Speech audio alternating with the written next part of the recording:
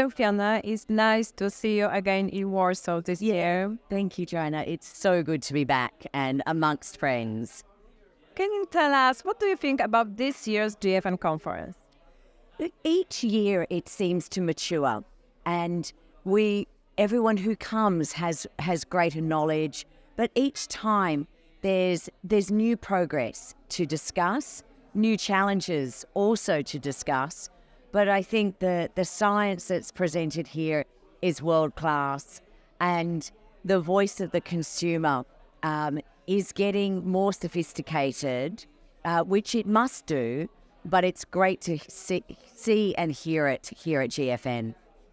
You chaired the session Tobacco Harm Reduction in the Next Decade. What are your thoughts?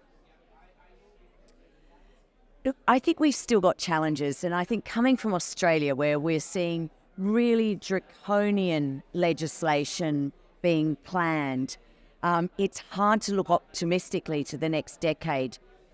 But I think, the consumer is telling us what's happening. We are seeing more and more people turning to safer nicotine products. We are seeing the science really showing us that this is the way, and that it is countering some of the really bad science, but also very negative campaigns against tobacco harm reduction.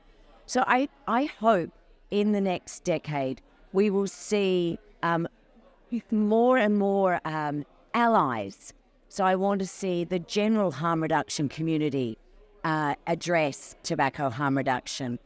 I want to see those allies who are out there helping our more vulnerable and disadvantaged groups become involved with tobacco harm reduction.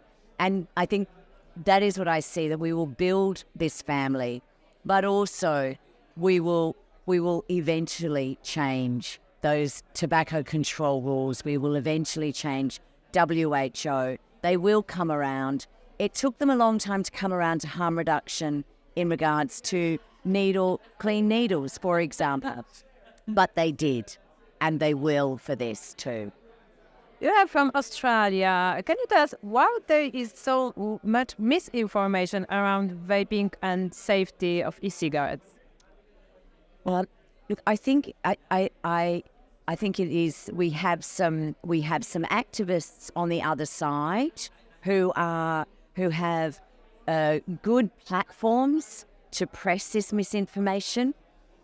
I think there's another thing, and it's a misplaced pride in Australia that we have, that we think that we were leaders in tobacco control, that we did wonderful things to address the harms of tobacco, and that we know what's right and we don't need to listen to anyone else. Now, we all know that that's wrong. We know that that's not scientific. I mean, if you just listen to your own echo chamber, you will learn nothing. And that's what's happening in Australia. And it seems incredible that you can read the Australian Cancer Society's information on vaping and tobacco harm reduction and the English Cancer Society's information, and they are diametrically opposed. So we have some very vocal opponents who have high platforms, and we have a misplaced pride in what we've done in tobacco harm reduction more generally, and that needs to change. Right. Thank you so much, and hope to see you next year. Thank you. I hope so too. Thank you.